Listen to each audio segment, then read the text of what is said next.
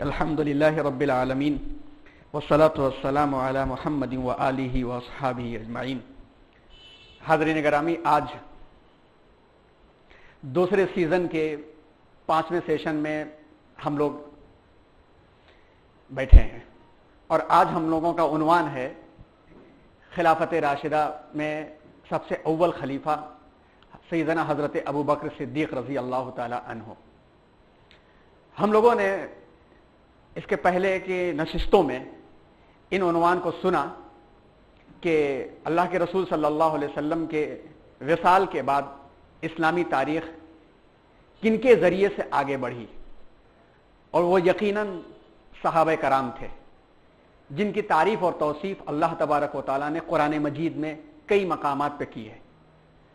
اور جب اللہ کسی چیز کی تعریف اور توصیف کر دے تو اس کے بارے میں یقین کے ساتھ یہ اعتماد کر لینا چاہیے کہ اللہ اسی سے کام لے رہا ہے اور اسی کے اندر خیر اور بھلائی ہے۔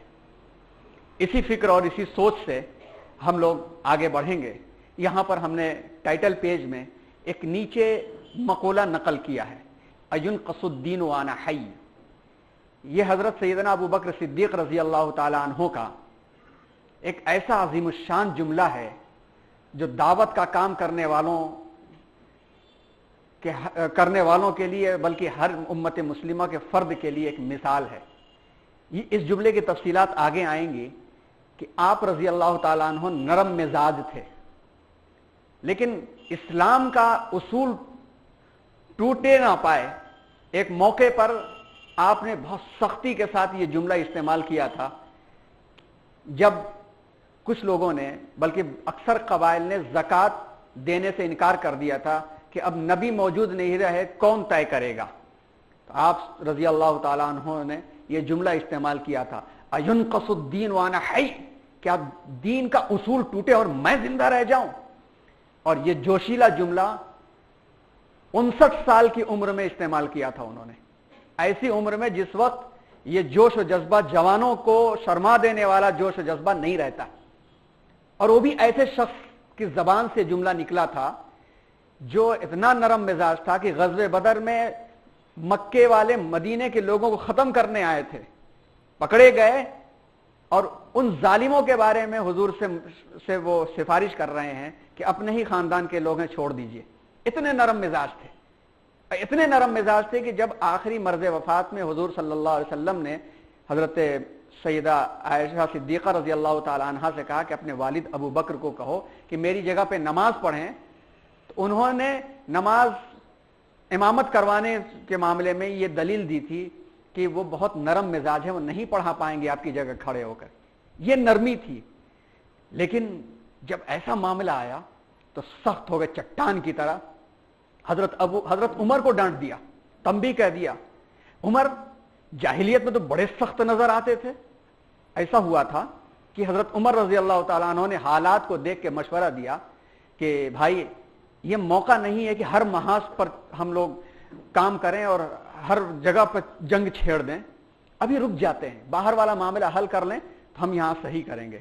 حضرت ابو بکر نے کہا عمر جاہلیت میں تو بڑے سخت تھے، کیا بات ہے اسلام لانے کے بعد نرم ہو گئے؟ اَيُنْقَصُ الدِّينُ وَأَنَا حَيٌّ، میرے جیتے جی دین کیا میں نقص واقع اور میں زندہ رہ جاؤں؟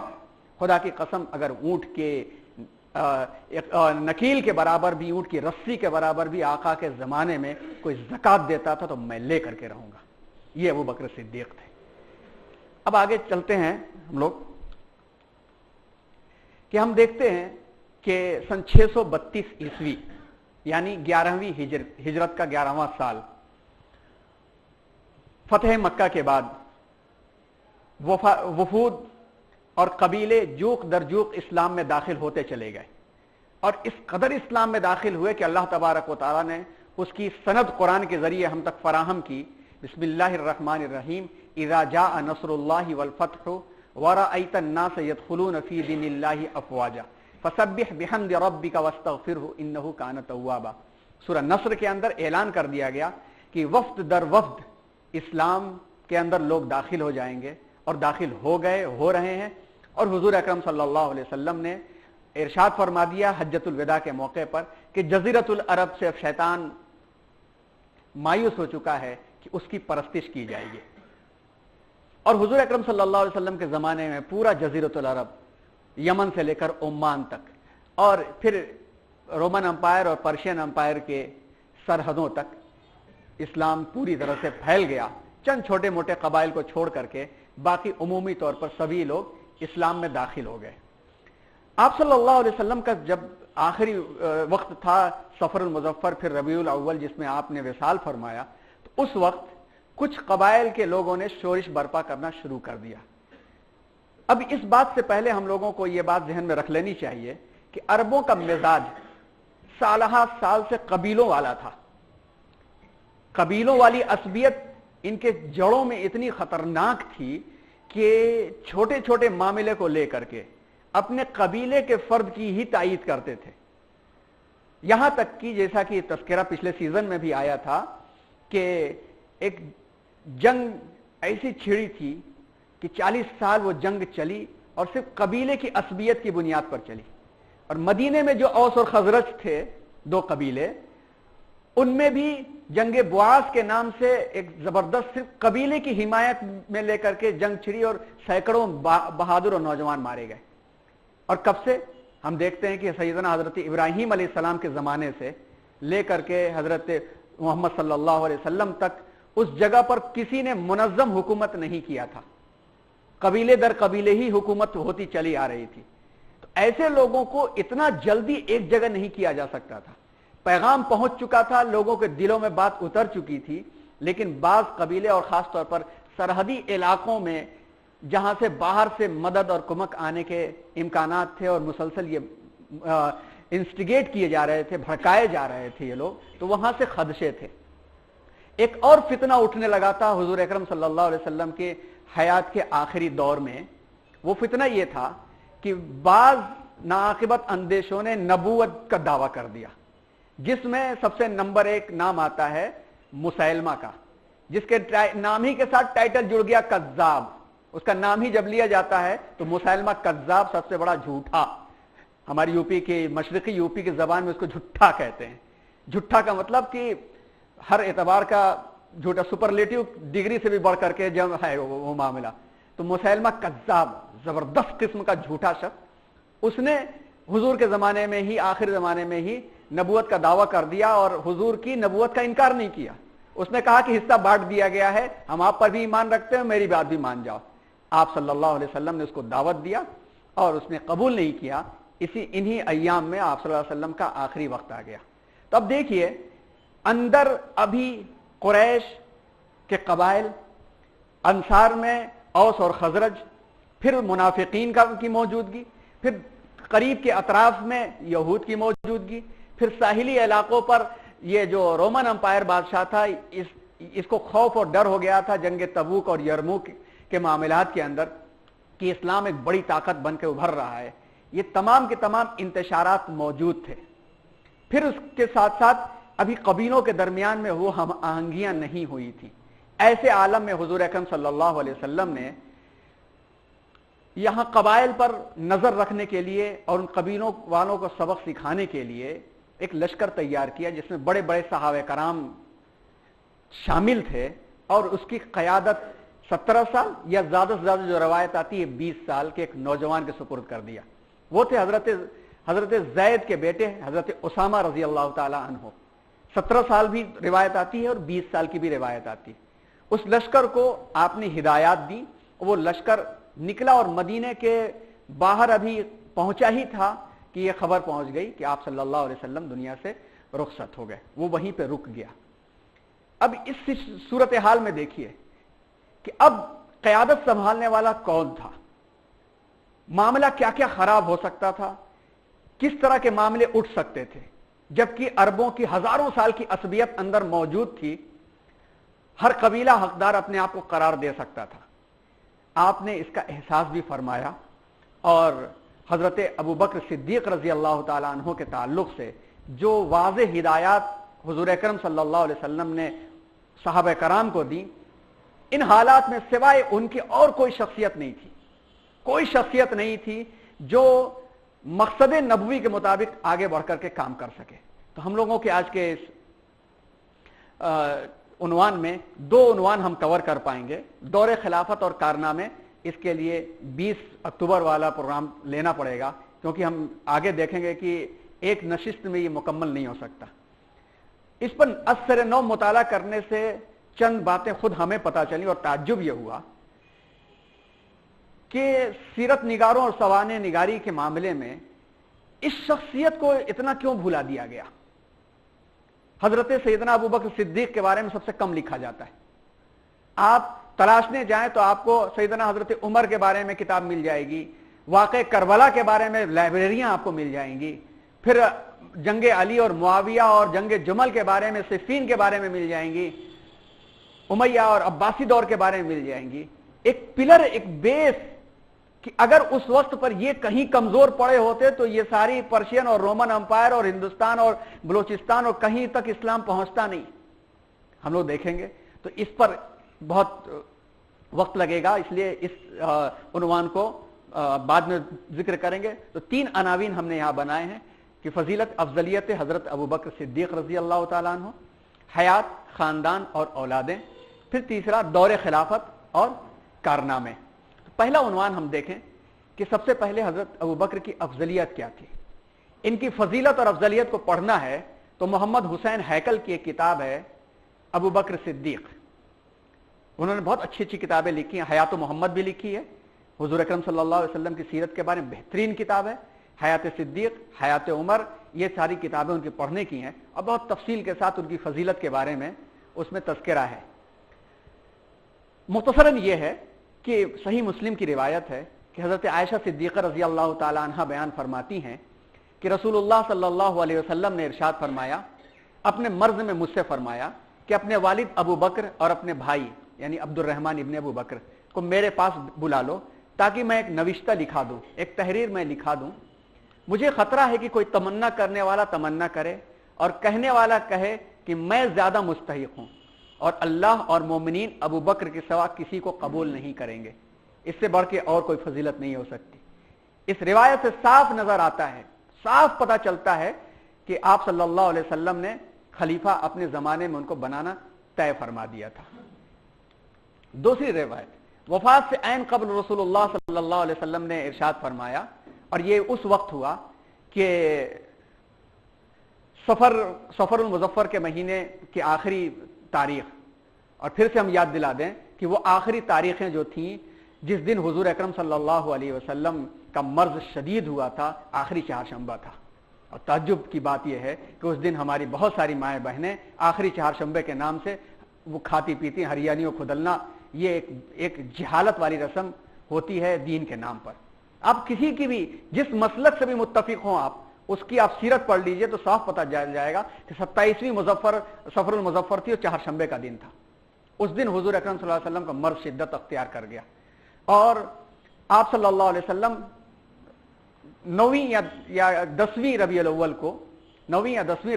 کو آپ صلی اللہ علیہ وسلم کا تھوڑا مرض میں افاقہ ہوا، تو آپ 2 لوگوں کے سہارے مسجد پہنچے۔ حضرت ابوبکر رضی اللہ تعالیٰ عنہ امامت فرما رہے تھے، اور اس وقت صحابہ کرام کو بڑی خوشی ہوئی کہ اب حضور صلی اللہ علیہ وسلم ٹھیک ہو گئے، اور صحابہ میں سے اکثریت کے خواب و خیال میں یہ نہیں تھا کہ حضور دنیا سے رخصت ہو سکتے۔ یہاں تک کہ حضرت عمر فرماتے ہیں کہ ہم یہ سمجھتے تھے کہ ہم حضور کے سامنے ہی گزر جائیں گے، حضور بہت دنوں تک رہیں گے۔ تو صحابہ کرام خوش ہو گئے کہ اب آقا تشریف لا لیے ہیں، لیکن آپ صلی اللہ علیہ وسلم نے اس وقت یہ فرمایا، کھڑکیاں کھلی ہوئی تھی، سب کے گھر تھے، جو لوگ مدینہ منورہ جنہوں نے دیکھا ہوگا، آپ اندازہ ہوگا کہ جہاں جہاں گھر تھے وہاں مسجدیں بن گئی ہیں۔ ادھر مسجد نبوی کا خاکہ اگر سامنے آپ کے ہوگا تو گنبد خضرا، آپ تو ابھی تشریف لائے ہیں، بالکل تازہ بات ہوئی، جیسے لگتا ہے بس اڑ کے پہنچ جائے دل، اس سے اچھا اور کیا ہو سکتا ہے، اللہ سب کو پہنچائے بار بار۔ ادھر مسجد نبوی، گنبد خضرا، ادھر حضرت بلال رضی اللہ تعالیٰ عنہ کا گھر جو مسجد بنا دیا گیا، ادھر سیدنا حضرت ابو بکر کا گھر، ادھر حضرت علی کا گھر جس کو بعد میں حضرت فاطمہ رضی اللہ تعالیٰ عنہ کا گھر قریب بلا لیا تھا حضور نے۔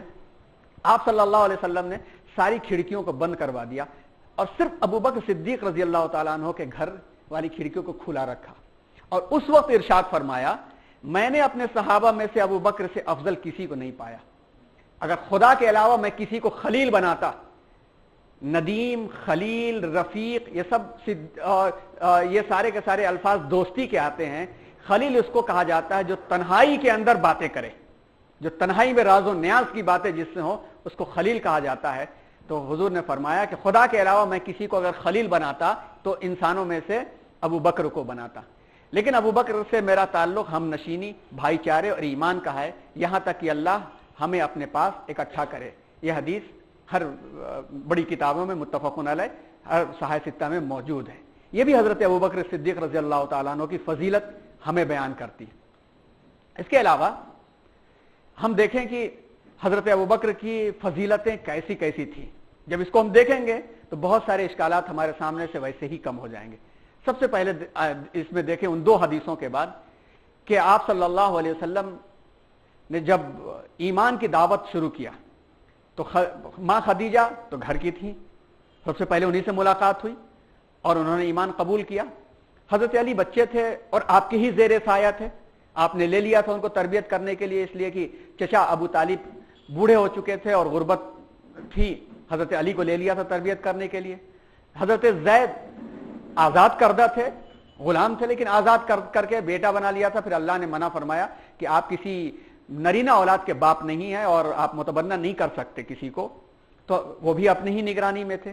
باہر نکلے تو سب سے پہلے صاحب حیثیت، سب سے پہلے اولین گھر سے باہر کوئی شخص ملا اسلام کی دعوت دینے کے لیے جس کے پاس گئے، وہ حضرت ابو بکر صدیق رضی اللہ تعالیٰ عنہ تھے۔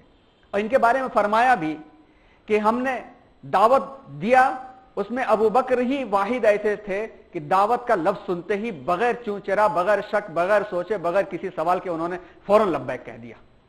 تو اور صاحب حیثیت تھے، وہ تاجر تھے، اور ایسے صاحب حیثیت تھے کہ قریش کا خاندان جو تھا وہ کئی حصوں میں بٹا ہوا تھا، تو الگ الگ کاموں کی سرداری ان لوگوں نے بانٹ رکھا تھا۔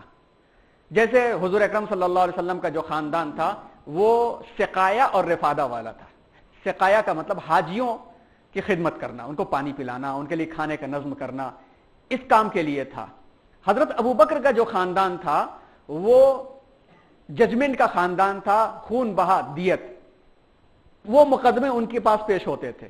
تو حضرت ابو بکر کا یہ مقام تھا، یہ حیثیت تھی، صاحب حیثیت اولین مسلمان۔ تو گویا کہ گھر سے باہر اسلام نکلا تو پہلے مسلمان ہونے والے کون؟ حضرت ابو بکر صدیق رضی اللہ تعالیٰ عنہ۔ پھر دوسری فضیلت دیکھیے، یہ ایسا نشان امتیاز ہے جو نشان امتیاز ان کی شناخت بن گیا، اور یہ نشان صدیق آپ ہی کو ملا۔ گھر میں اہلیہ محترمہ حضرت علی رضی اللہ تعالیٰ عنہ، زید ابن ثابت، یہ تمام کے تمام لوگ تھے۔ مگر معراج کا واقعہ جب آپ صلی اللہ علیہ وسلم بیان فرما رہے تھے تو جو سابقون الاولون میں سے قریب کے مسلمان تھے وہ عقیدت سے سن رہے تھے، مگر ابھی بھی دل میں اطمینان قلب کے ساتھ قبول نہیں کیا تھا، اور جنہوں نے ابھی ایمان قبول کیا تھا وہ شک میں پڑ گئے تھے۔ حضور فرمانے لگے کہ راتوں رات میرا سفر ہوا اور یہاں سے بیت المقدس لے جایا گیا اور وہاں سے ساتوں آسمان کی سیر کرائی گئی، میں نے یہ دیکھا، میں نے وہ دیکھا، اور جب میں واپس آیا تو پانی بہ رہا تھا، بستر گرم تھا، کنڈی ہل رہی تھی۔ لوگ شک اور تردد میں پڑے ہوئے تھے، اور موقع کی تلاش میں شیطانی پروپیگنڈا میڈیا پہنچ گیا حضرت ابو بکر کے پاس۔ ابو جہل، شیطانی پروپیگنڈا تو فلیش نیوز بنانے کا نا، آج کا میڈیا جو ہے وہ فلیش نیوز بنانے والا وہ ابو جہل ہے۔ وہ موقع تلاشتا تھا، اس نے دیکھا کہ ابھی مسلمان تردد میں پڑ رہے ہیں، لاؤ ابو بکر کو بھٹکاتے ہیں، کیونکہ وہ کھڑے آدمی ہیں، وہ بول دیں گے تو معاملہ ہی حل، وہ اسٹیٹمنٹ دے دیں گے تو پھر ہماری فلیش نیوز جو ہے زبردست بن جائے گی، ٹی آر پی بڑھ جائے گی میری۔ ابو جہل دوڑا بھاگا پہنچا۔ کیا خیال ہے، کوئی شخص ایسا ہو سکتا ہے کہ ایسا پاسبل ہے کہ راتوں رات بیت المقدس جائے، ساتوں آسمان کی سیر کرے، اللہ سے ملاقات کرے، یہ ملا وہ ملا، اور آئے تو کنڈی ہلتی رہے، بستر گرم ہوتا ہے، گرم ہی رہے، ایسا ہو سکتا ہے؟ تو وہ ابو بکر تھے۔ انہوں نے پوچھا کہنے والا کون ہے بتاؤ تو؟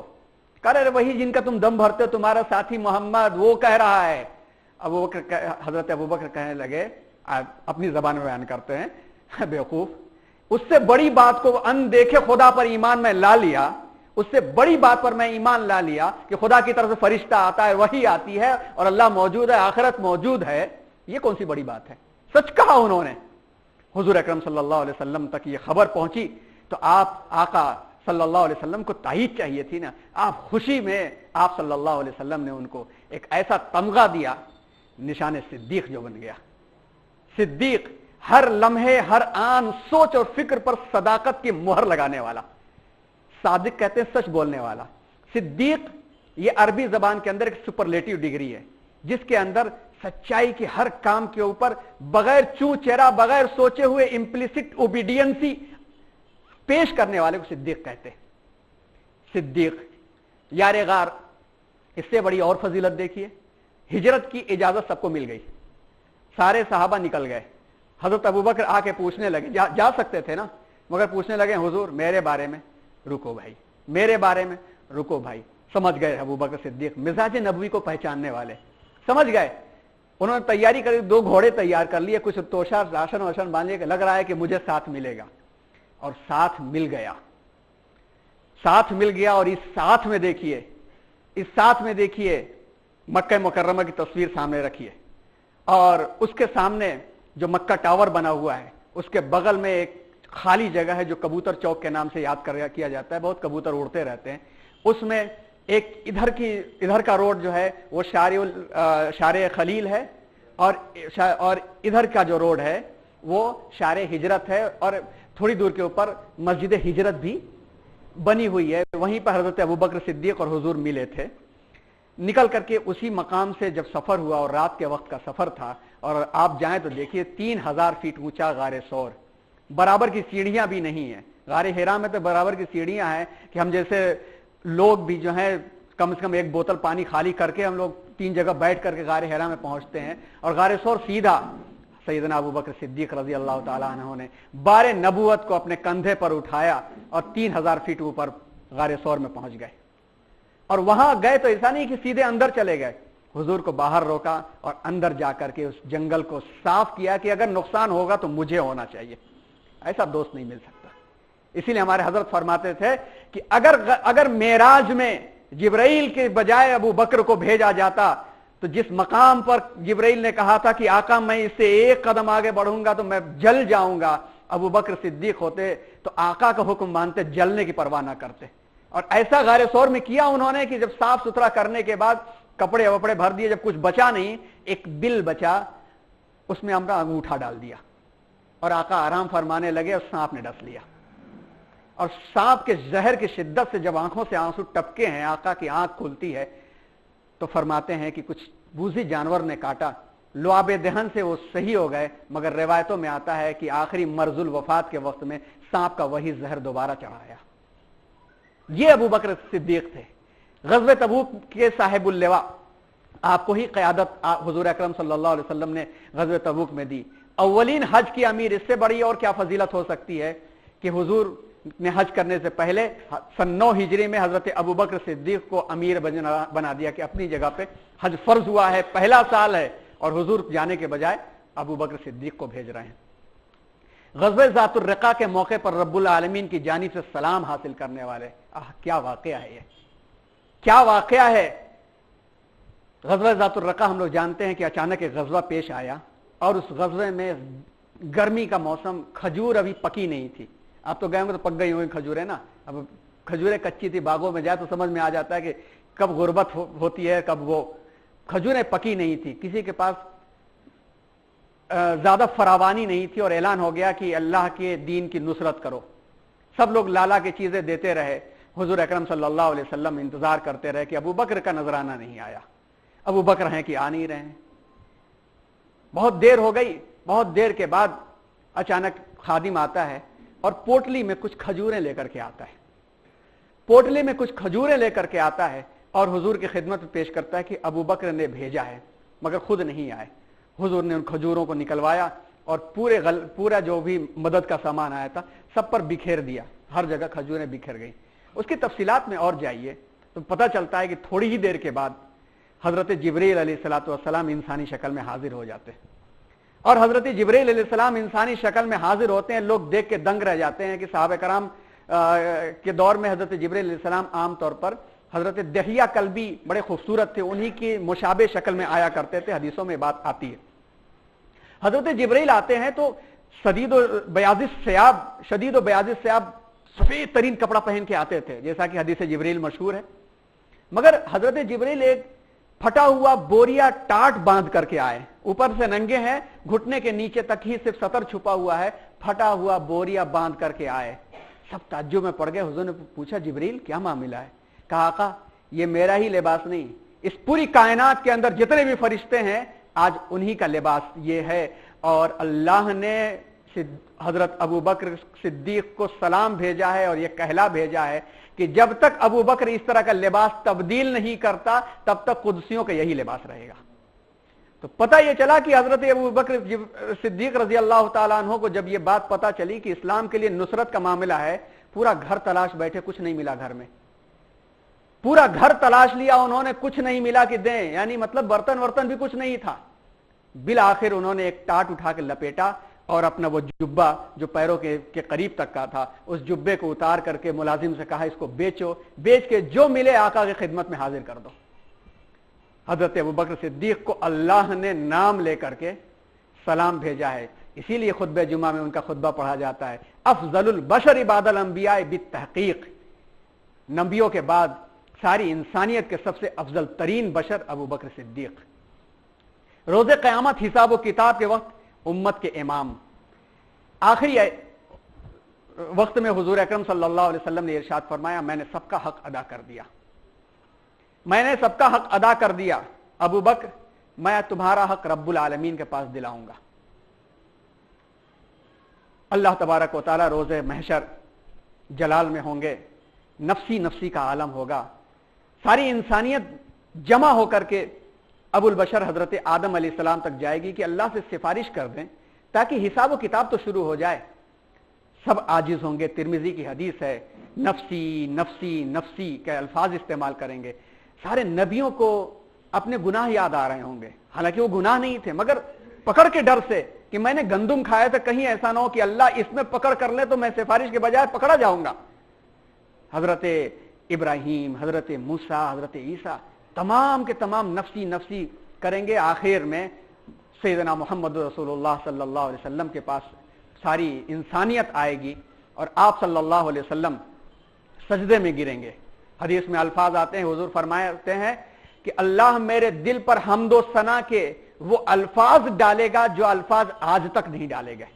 मैं उन अल्फाज की मदद से अल्लाह की हम्दो सना सजदे में जाकर के करूंगा तो अल्लाह इरशाद फरमाएंगे, या मोहम्मद इरफा रासक, ऐ मोहम्मद सर उठाइए, सल तोड़ो तक, मांगिए, जो मांगते हैं आपको अता किया जाएगा। इसके बाद से रिवायतें मुख्तलिफ हैं, कहीं पर सनद के एतबार से कमजोर हैं, कहीं सनद के एतबार से मजबूत हैं। अगर इन तमाम को एक जगह जमा किया जाए तो बहुत प्यारा सीन बनता है।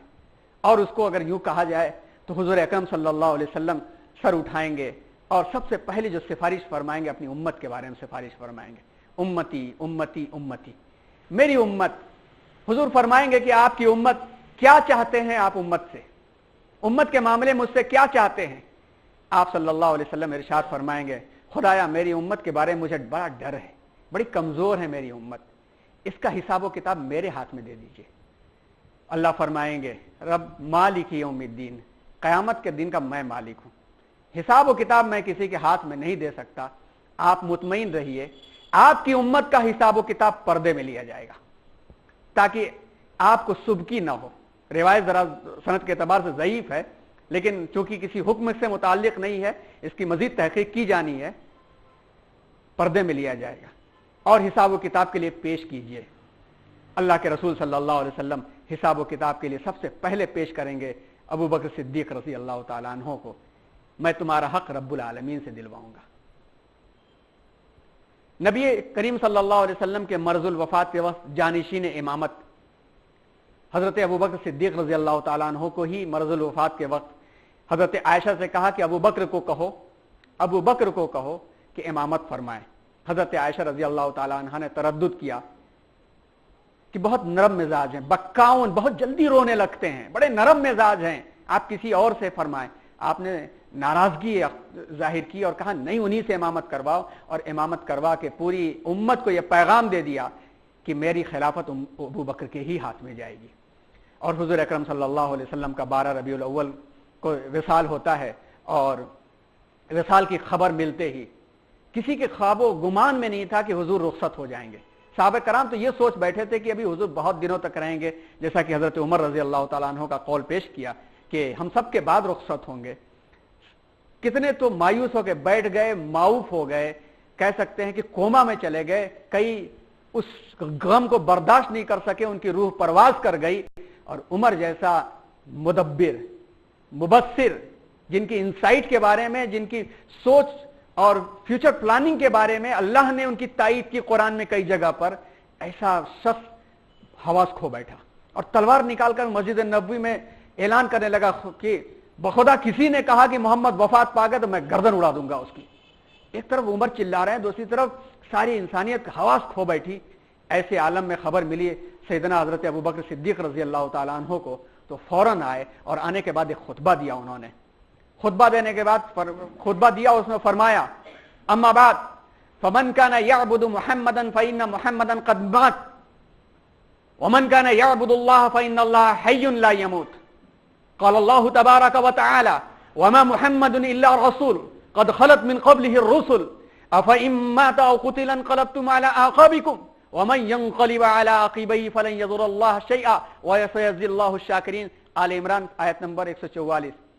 सुनो मुसलमानों, तुम में से जो भी मोहम्मद की पूजा करता था, मोहम्मद की इबादत करता था, उसको जान लेना चाहिए कि मोहम्मद दुनिया से रुखसत हो गए। और जो अल्लाह की इबादत करता था, जो अल्लाह का बंदा था, वो जान ले कि अल्लाह हय्युन ला यमूत, जिंदा है, उसको कोई मौत वफात नहीं है। अल्लाह ने कुरान में इरशाद फरमाया है वमा मुहम्मदुन इल्ला रसूल, मोहम्मद सिर्फ एक रसूल हैं, जिनसे पहले बहुत से रसूल गुजर चुके हैं। अगर वो वफात पा जाएं या शहीद कर दिए जाएं तो क्या तुम एड़ियों के बल कुफ्र की जानिब पलट जाओगे? और याद रखो, जो शख्स अपनी एड़ियों के बल फिर जाएगा वो अल्लाह को जरा भी जरर नहीं पहुंचा सकता।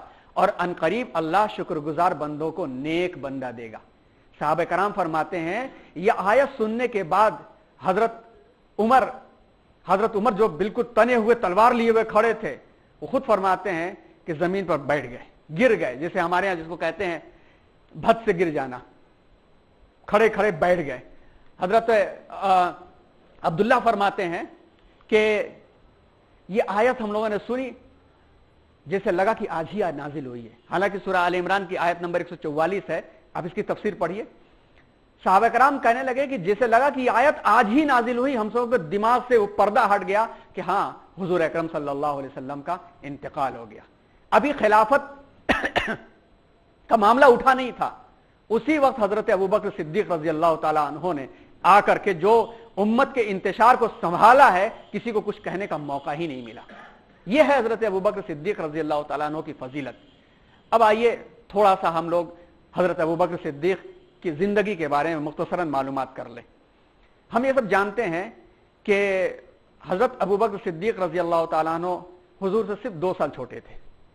इनकी जवानी के हालात और अलग से कोई तारीख के तौर पर आते नहीं, इसलिए अरबों में लिखने का कोई रवाज नहीं था। अलबत्ता नाम के ताल्लुक से आता है कि आपका नाम अब्दुल काबा था। अब्दुल काबा कैसे था कि इनकी मां के यहां बच्चे पैदाइश के बाद बचते नहीं थे, मर जाते थे। तो नजर मानी थी कि मेरा बच्चा बच गया तो मैं काबे का खादिम बना दूंगी। और हजरत अबू बकर जब पैदा हुए तो उनका नाम रख दिया काबे का खादिम, अब्दुल काबा, और ये बच गए। लेकिन जैसे ही इस्लाम ये लाए तो अल्लाह के रसूल सल्लल्लाहु अलैहि वसल्लम ने इनका नाम तब्दील कर दिया, इनका नाम अब्दुल्ला रख दिया। तो हजरत अबू बकर का असल नाम क्या था? अब्दुल्ला था इस्लामी। अक्सर लोग नहीं जानते, अपने बच्चों को भी बताइए कि हमारा सबसे बड़ा इमाम, हम उसका नाम नहीं जानते। इस्लाम से पहले नाम अब्दुल काबा, उसकी वजह यह कि काबे के नाम पर रखा गया था। इस्लामी नाम अब्दुल्ला था। इनके लक़ब 3 थे। सबसे जिसकी वजह से यह मशहूर हुए कि नाम भी दब गया, वह अबू बकर के नाम से मशहूर हो गए। अबू बकर के नाम से मशहूर हो गए। अबू बकर का मतलब, ये एक ऐसी सलाहियत इनके पास थी कि ऊंटों के मामले के बहुत एक्सपर्ट थे। ऊंटों के मामले के बहुत एक्सपर्ट थे। ऊंट दिखा दो तो बता देते थे कि इसके दादा परदादा की नस्लें कहां कहां तक हैं। अंसाब के माहिर थे और ऊंटों की नस्लों और ऊंट को देख करके उसकी रग पहचान जाते थे कि ऊंट लेने लायक है या नहीं लेने लायक है। उसकी हर चीज बता देते थे और परफेक्ट साबित होती थी। ऐसी परफेक्ट साबित होती थी कि लोगों ने उनका नाम ही बदल कर रख दिया कि ऊंटों के बाप, अबू बकर, ऊंटों के बाप। जैसे अबू हुरैरा, उनका नाम भी अब्दुर्रहमान था, कहीं इस्लाम से पहले अब्दुल शम्स था, उनका नाम इस्लाम के बाद अब्दुर्रहमान पड़ा। और बिल्लियों से इतना प्यार करते थे वो कि बिल्लियां घुसी रहती थी उनके कुर्ते में और उनके बिस्तरों में। हुजूर अकरम सल्लल्लाहु अलैहि वसल्लम गुजरे तो उनके लेटे हुए थे, उनकी चादर में हलचल दिखी। हुजूर ने पूछा क्या है, तो चादर हटी तो ढेर सारी बिल्लियां निकली। तो हुजूर ने फरमाया अबू हुरैरा, बिल्लियों का बाप। आका ने जो लफ्ज इस्तेमाल कर दिया वो मशहूर हो जाता है, नाम दब गया, अबू हुरैरा मशहूर हो गया। इसी तरह से अबू बकर, इस वजह से अब्दुल्ला खत्म हो गया और पहले अब्दुल काबा खत्म हो गया, अबू बकर के नाम से ये मशहूर हो गए। दूसरा लक़ब इनका अतीक भी था। उसके दो मतलब बताए हैं माहिरीन ने। अतीक, मौत से बच जाने वाला, जैसा कि इनके घर में औलाद नहीं बचती थी, ये बच गए थे तो इनको अतीक भी कहा जाता था। एक मतलब ये भी लिखा है माहिरीन ने कि एक मर्तबा हुजूर अकरम सल्लल्लाहु अलैहि वसल्लम बैठे हुए थे और हजरत अबू बकर सामने से गुजरे तो सहाबा कराम से इरशाद फरमाया, तुम में से कोई शख्स जन्नती आग से बचे हुए शख्स को देखना है तो इसको देख लो। हजरत अबू बकर के बारे में, जिस पर आग की लपट आंच तक नहीं पहुंच सकती, इसको देख लो। तो अतीक, आग से निजात पाने वाला। तीसरा सिद्दीक, नबी की मुकम्मल तस्दीक करने वाला। और आज सिद्दीक का ही लक़ब सबसे ज्यादा मशहूर है कि जब भी नाम लिया जाता है तो अबू बकर सिद्दीक ही नाम लिया जाता है। वालिदैन, वालिद का नाम उस्मान इब्न आमिर था, कुन्यत अबू कुहाफा थी। वालिदा का नाम सलमा बिन्त सख्र था, कुन्यत उम्मुल खैर थी। अरबों का दस्तूर था कि अक्सर इनिशियल से ही ज्यादा पहचाने जाते थे।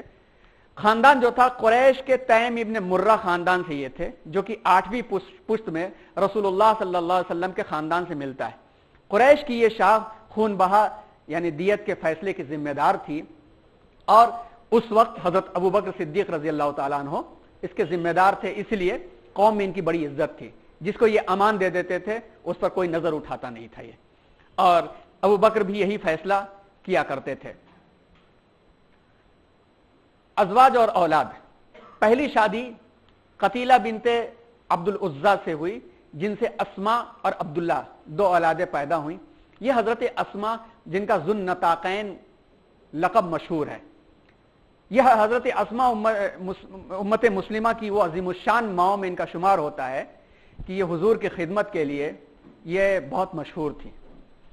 जब गारे सौर में हुजूर अकरम सल्लल्लाहु अलैहि वसल्लम ने पनाह लिया था तो हजरत अबू बकर ने अपनी इन दोनों औलादों को इस काम के लिए मुतय्यन कर दिया था।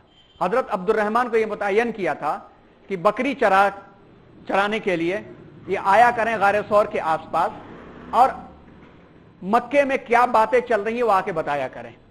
और हजरत अस्मा तोशा बांध करके ये गारे सौर पहुंचाया करती थी।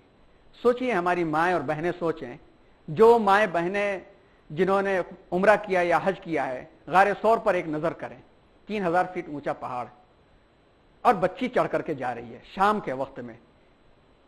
ऐसी माओ की औलादें जो होंगी वो इमाम नहीं होंगी तो क्या होंगी।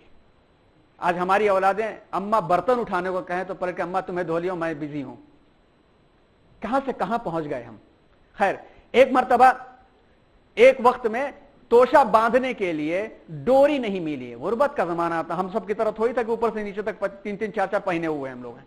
डोरी नहीं मिली तो उन्होंने अपना इजारबंद, उसके लिए कुछ और नज्म किया, अपने इजारबंद को 2 टुकड़ों में किया और 2 टुकड़ों में उस तोशे को बांधा।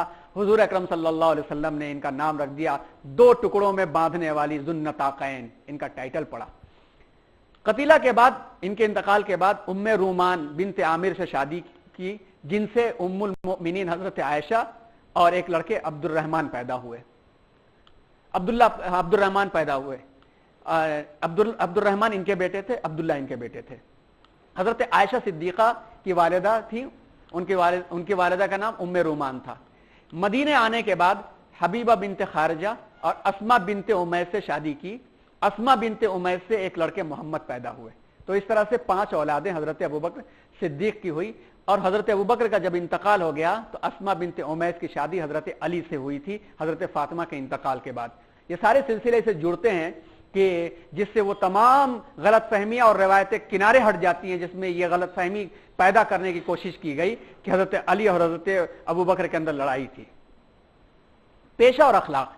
पेशे से आप नहायत कामयाब कपड़ों के ताजिर थे, सफेद रंग के, बदन दुबला और मुशाबिहत रसूलुल्लाह सल्लल्लाहु अलैहि वसल्लम से बड़ी करीब थी, और रंग थोड़ा खिलता ऐसा था कि जब हुजूर अकरम सल्लल्लाहु अलैहि वसल्लम हिजरत करके कुबा तशरीफ लाए, कुबा की जो मस्जिद करीब में है, कुबा जब तशरीफ लाए तो वहां पर लोगों ने तो हुजूर को देखा नहीं था, मीडिया और व्हाट्सएप का भी जमाना नहीं था कि फोटो गर्दिश कर जाए, लोगों ने देखा नहीं था।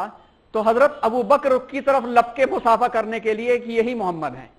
जब हजरत अबू बकर को एहसास हुआ तो फौरन आप हजरत अबू बकर उठे और अपने रुमाल से या चादर से हुजूर सल्लल्लाहु अलैहि वसल्लम के ऊपर साया कर दिया, तो लोग पहचान गए कि ये मोहम्मद नहीं है, बल्कि जो बैठे हैं पेड़ के साए के नीचे वो मोहम्मद हैं। इस तरह से आपका रंग खिलता हुआ रंग था, बहुत नरम दिल थे, नरम खू थे, लेकिन उसूल में फौलाद की तरह सख्त। उसूल जो है उसमें कोई कंप्रोमाइज करने वाला नहीं, सलीमुल फितरत थे। माँ आयशा रजी अल्लाह ताला अन्हा फरमाती हैं कि दौरे जाहिलियत में भी कभी गुमराही के कामों में शरीक नहीं हुए, जुआ, शराब को कभी चखा नहीं उन्होंने। ये उन लोगों में से थे कि कभी शराब का एक कतरा भी नहीं चखा। अंसाब के माहिर थे, अंसाब का मतलब नसब नामा, किसी को भी देख के कहते रहते थे कैसे इस खानदान का है, ये खानदान हजरत इब्राहिम तक कैसे पहुंचता है बता दिया करते थे। जो ऊंटों के नसब के माहिर थे तो इंसानों का क्या पूछना, ये हजरत अबू बकर की खासियत थी। अब आइए दौरे खिलाफत। ये बात तो हो गई, जैसा कि अभी इब्तिदा में हमने अर्ज किया कि हुजूर उसके इंतकाल के वक्त में जो सरासीमगी की हालत थी और जो हालात बन रहे थे, उन हालात में और इन अफजलियत के एतबार से एक ही शख्सियत थी जो खिलाफत के लायक थी, वो थी सैयदना हजरत अबू बकर सिद्दीक रजी अल्लाह ताला अन्हु। 13 रबीउल अव्वल, 12 रबीउल अव्वल को आपका इंतकाल, हुजूर अकरम सल्लल्लाहु अलैहि वसल्लम का विसाल हुआ, और 13 रबीउल अव्वल बरोज पीर सन 11 हिजरी मुताबिक 632 को सकीफा बनी साइदा, यहां साद नहीं है, साइदा से इसका आगाज होता है। मदीने मुनव्वरा में अंसार जो बिरादरी थी, औस और खजरत जो दो कबीले थे, एक शोल्टरी थी जिसे शोल्टरी कहते हैं ना, वहां पे ऊपर छप्पर टाइप का बनाया जाता था, वहां लोग बैठ करके हजरत साद इब्न उबादा जो अव्वलीन सहाबा कराम में से थे, अंसारियों में से, उनके घर के करीब एक शोल्टरी थी, उसके नीचे सभी लोग जमा हुए, वहीं से आगाज हुआ।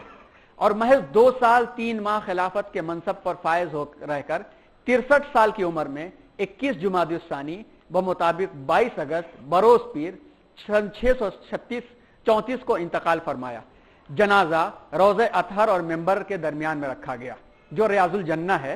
रियाजुल जन्ना में अब 6-7 पिलर उधर बढ़ा दिए गए भीड़ की वजह से, वरना रोज़े अतहर और यहां पर मेहराब रसूल और फिर एक रास्ता बनाया गया है, उसके बाद मेंबर नबवी, इसके दरमियान में जनाजा हजरत अबू बकर सिद्दीक रजी अल्लाह ताला अन्हु का रखा गया। नमाज हजरत उमर रजी अल्लाह ताला अन्हु ने पढ़ाई और तदफीन पहलुए हबीब में इस तरह हुई कि सर हुजूर के कंधे के मुतवाजी था। आप सल्लल्लाहु अलैहि वसल्लम जो आराम फरमा रहे हैं उसके दाईं तरफ नीचे, ताकि बराबर ना हो, सर हुजूर के कंधे के बराबर रख करके आपकी वहां पर तदफीन हुई। ये मुख्तसरन हयात तैयबा थी। अब आइए इंतखाब खिलाफत और गलत नजरियात, इसका हम लोग जायजा लें। आप में से अक्सर अभी इन तफसीलात से वाकिफ नहीं होंगे। बहुत गलत फहमी फैलाने की कोशिश की गई, बहुत प्रोपेगंडा किया गया, और अगर हकायक को बारीक बीनी के साथ जांचा जाए, और आप लोगों की जिम्मेदारी है कि इस तरह के कामों को फैलाने, यानी उलमा आपकी जिम्मेदारी है कि जब इस तरह के मामलात आए तो फौरन इन मर्जा की किताबों की तरफ जाइए। तारीख तबरी पढ़िए, सही मुस्लिम में बाबू मिन फजाइल अबी बकर सिद्दीक पढ़िए, इजालतुल खिफा शाह वलीउल्लाह मुहद्दिस देहलवी की पढ़िए, मिनहाजुस सुन्ना इब्न तैमिया की पढ़िए, अल बिदाया वन नहाया तारीख इब्न कसीर पढ़िए, मुख्तसर तारीख अरब अमीर अली, हालांकि शिया मुसन्निफ हैं, इनको पढ़िए, इन्होंने हकायक पेश किए हैं। तबकात इब्न साद पढ़िए, ये जबरदस्त किताब है तबकात इब्न साद। देखते हैं इंग्लिश वर्जन मिलता है तो हम उसके अगले 20 तारीख को हमें बताते हैं। ये किताब रहनी चाहिए, बहुत सारी चीजें बयान की गई हैं। मुस्नद फातिमा पढ़िए, जिसको जलालुद्दीन सुयूती ने मुरत्तब किया है, तो उससे बात निकल के आती है कि हजरत अबू बकर सिद्दीक और खानदान बनु हाशिम में कोई चपकलिश नहीं थी। किताबुल अमाली लिशेख अबू जाफर अत्तूसी पढ़िए, कंजुल उम्माल पढ़िए, खिलाफत व मुलूकियत पढ़िए, अल मुर्तजा अली मियां नदवी की पढ़िए, और भी बहुत सारी किताबें, हमने खास खास किताबों के सिर्फ नाम लिए हैं। तो इनमें पर बहुत गौर करने के बाद जो चीज निकल के आई, वो उसकी नजर में हम इन अनावीन को पर थोड़ी गुफ्तगू करते हैं। सबसे पहला बात, मसला सकीफा बनी साइदा का हुआ ये था کہ ابھی حضور اکرم صلی اللہ علیہ وسلم کا انتقال ہوا اور اس کے فوراً بعد حضرت ابو بکر، خاندان بنو ہاشم کے لوگ، حضرت علی، حضرت عباس اور تمام لوگ تجہیز و تکفین کے معاملے میں غور و فکر کر رہے تھے اور ہوش اڑے ہوئے تھے۔ ایسا تو نہیں تھا کہ ابو بکر صدیق مطمئن تھے، سب سے زیادہ غم تو انہی کو تھا، مگر نور نبوت کی ایسی تجلی ان کو ملی ہوئی تھی کہ اپنے آپ کو ضبط میں رکھے ہوئے تھے اور ہوش و حواس کے ساتھ ساری چیزوں کو سنبھالے چلے جا رہے تھے۔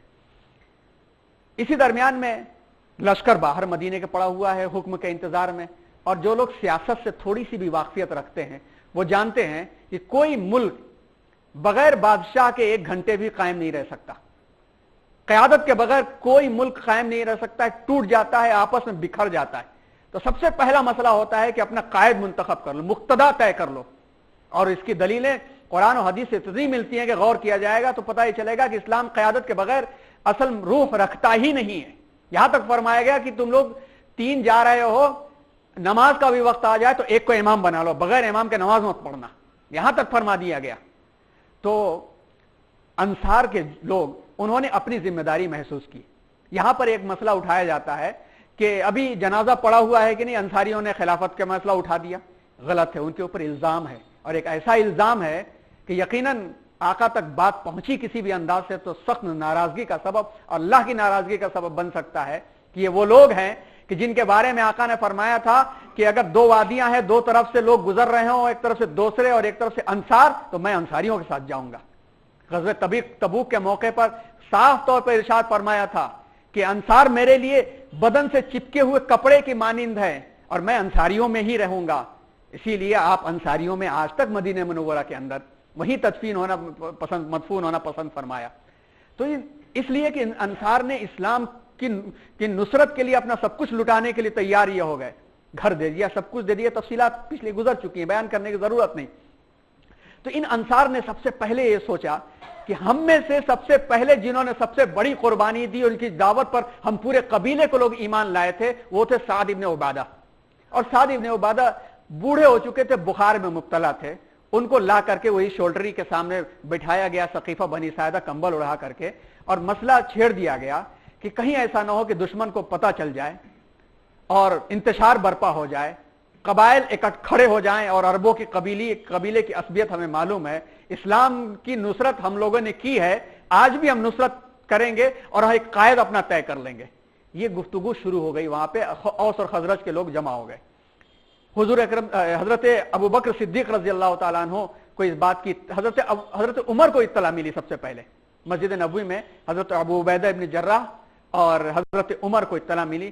حضرت عمر نے ابو بکر صدیق کو کہلوا بھیجا، ذرا باہر آئیے۔ آپ نے تھوڑا سا تشویش ظاہر کی کہ نہیں میں مصروف ہوں، مگر حضرت عمر نے کہا نہیں آپ باہر آئیے۔ جیسے ہی آئے کہا کہ چلیے سقیفہ چلیے، وہاں کچھ چل رہا ہے خلافت کے مسئلے کے بارے میں۔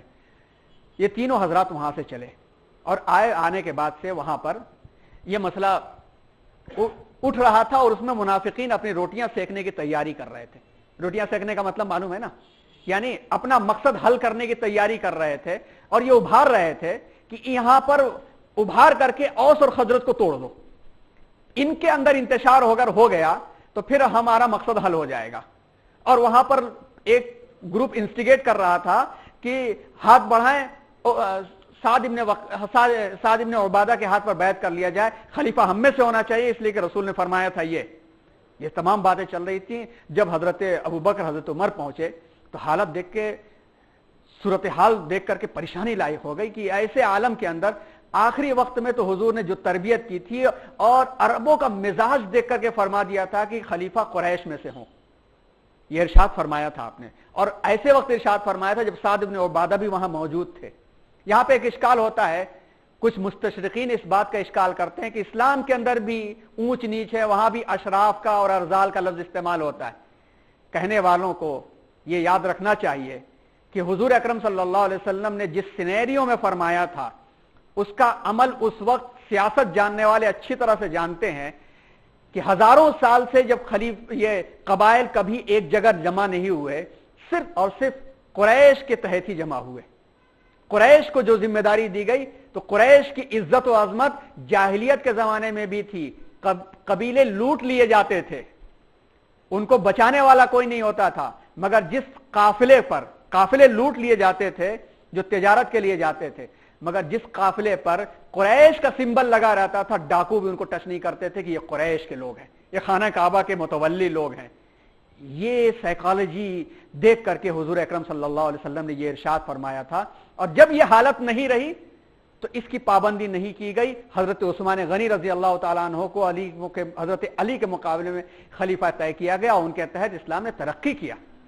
तो हजरत अबू बकर सिद्दीक पहुंचे, हजरत उमर रजी अल्लाह ताला अन्हु मामले को देख करके वो आगे तक, इंसाइट उनकी इतनी जबरदस्त थी कि बहुत आगे तक देखते थे वो। और हजरत उमर ने खड़े होकर कुछ कहना चाहा तो हजरत अबू बकर ने हाथ पकड़ लिया, खुद खड़े हो गए और वहां खड़े होकर के लोगों को समझाया और हजरत साद इब्न उबादा को फरमाया कि क्या आपने आका का ये जुमला नहीं सुना कि खिलाफत जो होगी वो कुरैश में होगी। आपने अंसार आपने सब कुछ कुर्बान किया और उनकी तारीफात की कि आपने सब कुछ कुर्बान कर दिया। आपने इस्लाम के लिए अंसार के लोग मुतमईन हुए और उन्होंने इस बात का इजहार किया जिसमें बशीर इब्न साद रजी अल्लाह ताला अन्हु उनके हमनवा लोग भी शरीक थे कि हाँ भाई, जब इस्लाम के लिए हम लोगों ने ये किया और हुजूर हमारे साथ, तो हमें दोनों चीजें हमें कैसे जमा हो सकती हैं हमारे पास, लिहाजा कोई बात नहीं है। हजरत अबू बकर रजी अल्लाह ताला अन्हु ने जब देखा कि मामला ठंडा हो रहा है, समझाने की कोशिश किया। उसी में मुनाफिकीन ने फिर शरारत की कोशिश की कि नहीं, एक खलीफा तुम्हारे में से होगा, एक खलीफा हमारे में से होगा। ये एक नया शोशा छोड़ने की कोशिश किया, एक अमीर तुम्हारा, एक अमीर हमारा। हजरत उमर रजी अल्लाह ताला अन्हु अब बैठने वाले नहीं थे, उन्होंने खड़े होकर के सख्त खुतबा दिया जिसमें अंसार की तारीफ फिर भी शामिल थी। अंसार के लोग मुतमईन हुए और हजरत अबू बकर ने फरमाया कि मेरे पास दो लोग हैं, उमर और उबैदा ये मौजूद हैं, ये दोनों कुरैश में से हैं और इनके किसी में से किसी के हाथ पर आप लोग बैत कर लीजिए। हजरत उमर रजी अल्लाह ताला अन्हु ने फरमाया कि हुजूर ने जिससे इमामत करवाया हो, अबू बकर के फजाइल से कौन वाकिफ नहीं है, पकड़ के हाथ बढ़ाया, आप हाथ बढ़ाइए, हम सब आपके ऊपर बैत करते हैं। पूरे अंसार के लोगों ने ऐसा टूट करके बैत किया कि हजरत साद इब्न उबादा दबने लगे उसके अंदर। पूरे अंसार के लोगों ने मुत्तफिका तौर पर हजरत अबू बकर के नाम पर बैत कर ली। फिर मस्जिद नबवी में आकर के इस बात का ऐलान हुआ और मस्जिद नबवी में बकिया तमाम मुहाजिरीन ने बैत कर ली, मक्का मुकर्रमा के लोगों ने बैत कर ली। अब यहां पर दो चीजें उठाई जाती हैं, हजरत अली और दिगर बनु हाशिम का मसला, कि हजरत अली रजी अल्लाह ताला अन्हु ने बैत नहीं की और बनु हाशिम के लोगों ने बैत नहीं की। इसमें बहुत कुछ गलत रवायात भी पेश करने की कोशिश की गई। मजीद किसी को इसके बारे में अगर मालूमात चाहिए होंगी तो जरह व तादील अस्मा और रिजाल के उन्वान पर उसे देखना होगा। वाक़िदी की रिवायतें, इस तरह की रिवायतें देखना पड़ेगा। हमारे पास वो तफसीलात हैं, यहाँ बयान करने का वक्त नहीं। अगर किसी को और तहकीक चाहिए होगी तो हमारे पास आए, हम उसको बता देंगे। उनके तमाम तहकीकात की रोशनी में जाओ तो पता चलता है कि तीन तरह की बातें पेश की जाती है। एक बात तो यह पेश की जाती है और निहायत खराब बात पेश की जाती है कि हजरत सुफियान ने इस मसले को उठाया और हजरत अली और हजरत अब्बास इन हजरात को कहा कि यह क्या बात है, बनु हाशिम ही क़यादत के लायक थे, क़यादत कुरैश के दूसरे खानदान में कैसे चली गई। और लड़ाई हुई। हजरत उमर नौज बिल्ला, हजरत अबू बकर उमर दरवाजे पर जाके हजरत अली का दरवाजा जला दिया और हजरत फातिमा से बदतमीजी की। ये सब अल्फाज इस्तेमाल किए जाते हैं जिनकी कोई हकीकत नहीं, झूठ पर मबनी है और इस कदर के झूठ पर मबनी है कि हकायक भी उसके खिलाफ है। दूसरी बात यह पेश की जाती है कि हजरत अली ने बैत इसलिए नहीं की कि हुजूर के इंतकाल के बाद हजरत फातिमा और हजरत अब्बास ये दोनों हजरात अबू बकर के पास आए। देखिए कहां से मामले को घुमाने की कोशिश की जाती है। एक तरफ तो यह कहा जा रहा है कि हजरत अली ने बैत नहीं की, खलीफा नहीं माना। दूसरी तरफ यह कहा जा रहा है कि हजरत फातिमा, हजरत अब्बास जो हुजूर के चचा थे, वो आए हजरत अबू बकर की खिदमत में कि हुजूर का विरसा तकसीम कर दीजिए हमें। फिदक का कुछ बाग था जो हुजूर को मिला था, वो बाकी था। हजरत अबू बकर से मुतालबा किया कि अब्बा की ये विरासत हमें दे दीजिए। हजरत अबू बकर ने उस हदीस का हवाला दिया कि हुजूर ने फरमाया था कि हम अंबिया में से हैं, हमारी जायदाद तकसीम नहीं होती। यह हदीस सुनाया, इस पर नाराज होकर के वो चली गई اور حضرت علی رضی اللہ تعالیٰ عنہ نے خلیفہ مان لیا، مگر اس کے باوجود بھی کہ فاطمہ ناراض ہیں ابو بکر سے اور ان کی زندگی میں بیعت نہیں کیا۔ جیسے ہی ان کا انتقال ہوا، حضور کے انتقال کے 6 مہینے کے بعد اگلے دن آ کے بیعت کر لیا۔ یہ ہمارے بھی لوگ پیش کر دیتے ہیں، مگر اس میں غور کریں کہ جب خلیفہ مانا ہی نہیں تھا تو وراثت کس بات کی مانگنے گئی تھی؟ کتنی غلطیاں اس کے اندر آتی ہیں۔ پھر سب سے بڑھ کر کے بات، وہ خاتون جنت جو حضور اکرم صلی اللہ علیہ وسلم کی محبوب ترین اولادوں میں سے، جن سے پوری نسل چلی ان کے خاندان کی، ایک چھوٹے سے معاملے کو کہاں سے جا کے لڑنے والی اور جو ہے اس کو پیش کرنے والی، یہ تمام کے تمام روایتوں کو ایسا ملوث کر کے پیش کیا جاتا ہے کہ انسان کا ذہن الجھ کر کے رہ جاتا ہے، اور اس کے بعد سے بہت سارے خدشات پیش آتے ہیں۔ یا تو ان کی توہین ہوتی ہے یا تو حضرت ابوبکر صدیق کی توہین ہوتی ہے، جن کے تعلق سے شروع میں افضلیت کی باتیں سامنے آئی۔ اسی لیے ہم نے نیچے یہ حوالے لکھے ہیں کہ ان کتابوں کو پڑھیں، ان کی کتابوں کے حوالوں کو نکالیں تو پتہ یہ چلتا ہے کہ حضرت فاطمہ رضی اللہ تعالی عنہا آئی تھی۔ آنے کے بعد حضرت عباس بھی ساتھ آئے تھے۔ یہاں پر ایک بات اور آتی ہے کہ جب چچا وارث نہیں ہوتا تو ساتھ کیوں آئے تھے، وہاں وہ بھی بات آتی ہے۔ تو تمام روایتوں میں دیکھیں تو کہیں نہ کہیں ملاوٹ کی گئی، اور ملاوٹ کر کے اپنا معاملہ صحیح کرنے کی کوشش کی گئی۔ حقائق جب کھل کے آتے ہیں تو پتہ چلتا ہے، اور جو سلسلے وار واقعات ہمارے سامنے بنتے ہیں وہ اس طرح سے بنتے ہیں کہ وراثت کا معاملہ تو ازواج مطہرات کا بھی تو تھا۔ حضرت فاطمہ کے مسئلے کو بہت اچھالا جاتا ہے، بی بی حضرت ماں عائشہ کو کیوں چھوڑ دیا جاتا ہے، حضرت حفصہ کو کیوں چھوڑ دیا جاتا ہے، وہ بھی تو ابو بکر عمر کی بیٹیاں تھیں۔ حضرت فاطمہ رضی اللہ تعالی عنہا نے کہلوایا تھا، مگر یہ حدیث پیش کر کے جب حضرت ابوبکر نے یہ حدیث سنائی، اطمینان ہو گیا، دل میں قلق اور خلش رہی، جس پر ہمارے ماہرین لکھتے ہیں اس بات کا قلق رہا کہ مطالبہ ہم نے کیوں کیا، اور اس بات کے قلق کی وجہ سے بہت دنوں تک حضرت ابوبکر صدیق رضی اللہ تعالیٰ عنہ اور حضرت علی رضی اللہ تعالیٰ عنہ سے ملاقات نہیں ہوئی۔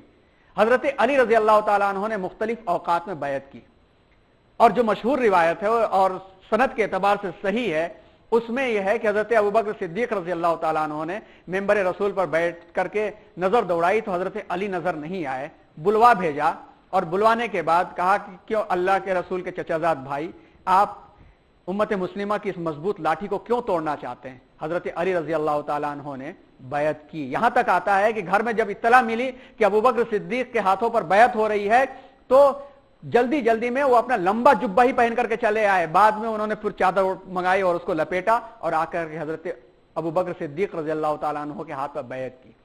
پھر لمبا وقفہ گزر گیا 4-5 مہینے کا، اس کی وجوہات یہ رہیں کہ حضرت فاطمہ باپ کے غم میں بیمار پڑ گئی۔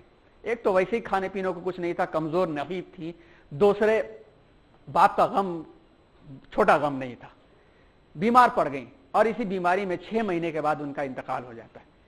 تو بیوی کی خدمت شوہر ہی کر سکتا ہے، اس سے بڑھ کر کے اور نہیں کوئی خدمت کر سکتا۔ تو حضرت علی رضی اللہ تعالیٰ عنہ مستقل تیمارداری میں لگے رہے، اور پھر یہ کوشش کر رہے تھے کہ قرآن مجید کی نزولی ترتیب وہ کریں۔ اس میں ان کا ملنا جلنا نکلنا کم رہا، مگر اس کا مطلب یہ نہیں تھا، اس کو لوگوں نے کیش کرنے کی کوشش کی اور اس سے معاملے کو خراب کرنے کی کوشش کی، جبکہ ہم دیکھتے ہیں کہ حضرت ابوبکر صدیق رضی اللہ تعالیٰ عنہ کا معاملہ ان لوگوں سے کتنا شفیق معاملہ تھا۔ حضرت ابوبکر صدیق کی عمر 59 سال، حضرت علی کی عمر 31 سال، کتنا فرق تھا۔ جب حضرت عائشہ کی حضرت فاطمہ کی شادی ہوئی تھی، جس میں حضرت علی کی عمر 15.5 سال تھی، تو جہیز کا یعنی جو سامان دیا، اس سامان کی خریداری اور تیاری حضرت ابوبکر اور حضرت عائشہ نے کیا تھا۔ یہاں تک روایتیں پیش کر دی جاتی ہیں کہ غصے میں حضرت علی نے حضرت فاطمہ کی بیماری کی اور انتقال کی خبر نہیں دیا اور خود جنازہ پڑھایا اور تدفین ہوئی۔ غلط ہے، حضرت ابوبکر صدیق رضی اللہ تعالیٰ عنہ نے حضرت فاطمہ کا جنازہ پڑھایا تھا، حضرت ابوبکر صدیق رضی اللہ تعالیٰ عنہ نے پڑھایا تھا فاطمہ کا جنازہ۔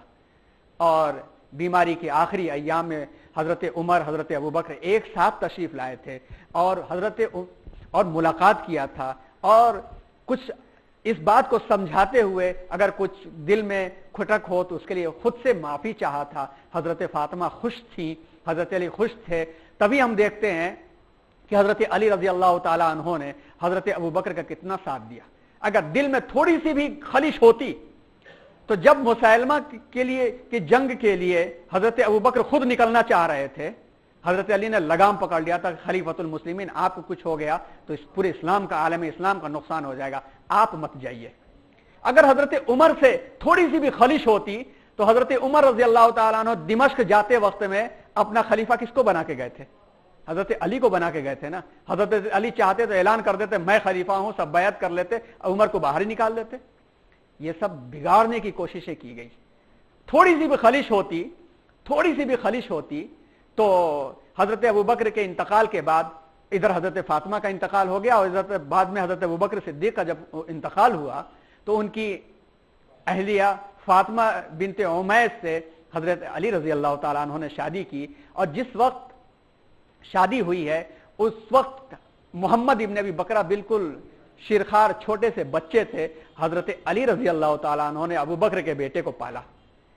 سلسلہ جڑا ہوا ہے، نادانستگی میں مسئلے کو اٹھا کر کے یہیں سے انتشار برپا کرنے کی اس دور میں بھی کوشش ہوئی، اور بعد میں بھی حضرت ابوبکر کے کردار کو گرا کر کے پیش کرنے کی جو کوششیں کی گئیں، اس سے بہت بڑا مسئلہ پیدا ہوتا ہے، اس میں کوئی خفا نہیں ہے۔ اور یہ وہ لوگ ہیں جس کو قرآن نے السابقون الاولون رضی اللہ عنہم کہا۔ اگر ان میں سے کسی ایک کے اوپر انگلی کسی نے اٹھایا تو گویا وہ قرآن مجید پر انگلی اٹھا رہا ہے کہ قرآن میں اللہ کا اعلان نعوذ باللہ ادھورا تھا، کہ جن کے بارے میں قرآن میں کہا جا رہا ہے کہ شکریہ کہ جو لوگ بیعت رضوان میں شریک ہیں، محمد الرسول اللہ والذین معہ اشداء علی الکفار، ان کے بارے میں کہا جا رہا ہے، پھر بیعت رضوان میں وہ شریک ہے، قرآن میں ان کے بارے میں آیات نازل ہو رہی ہے، اللہ کہہ رہے ہیں کہ ان کو اللہ ان سے راضی ہو گیا۔ نعوذ باللہ، کیا نقص تھا کیا وہ؟ ہرگز نہیں۔ یہ معیار پیمانہ ہمارا ہے، یہ معیار و پیمانہ ہے جو حضور کے ساتھ جن کی تربیت ہوئی، وہ معیار اور پیمانہ ہے۔ یہ روایتیں ہمارے لیے معیار و پیمانہ نہیں ہے۔ ہم برابر کی، سب کی قدر کرتے ہیں، کسی کی بھی تنقید کریں گے تو پورا اسلام کے اندر نقص لازم آئے گا۔ اب آئیے آخری بات کہ خلافت صدیقی کانٹوں بھرا تاج تھا جسے مقام صدیقیت نے گلے گلزار بنا دیا۔ ایسا نہیں تھا اس وقت کی خوش ہو کر کے انہوں نے اختیار کر لیا تھا، امت نے منتخب کیا تھا۔ پائے ہیں کچھ گلاب پہاڑوں میں پرورش، آتی ہے پتھروں سے خوشبو گلاب کی۔ کیا تھا یہ اگلے ہفتے اس کا تذکرہ انشاءاللہ آئے گا۔ محض 27 مہینے وقت ملا تھا۔ ابو بکر صدیق کے خدمات کو امت نے بہت جلدی بھلا دیا۔ 27 مہینے میں کیا ہوتا ہے؟ 27 مہینے میں تو انسان سوچتے ہی سمجھتے گزار دیتا ہے، مگر سب سے پہلا تو کام کیا کہ قیام اتحاد و اتفاق بالکل علی منہاج النبوہ قائم رکھا، کوئی ایک ٹکڑا جدا نہیں ہونے دیا۔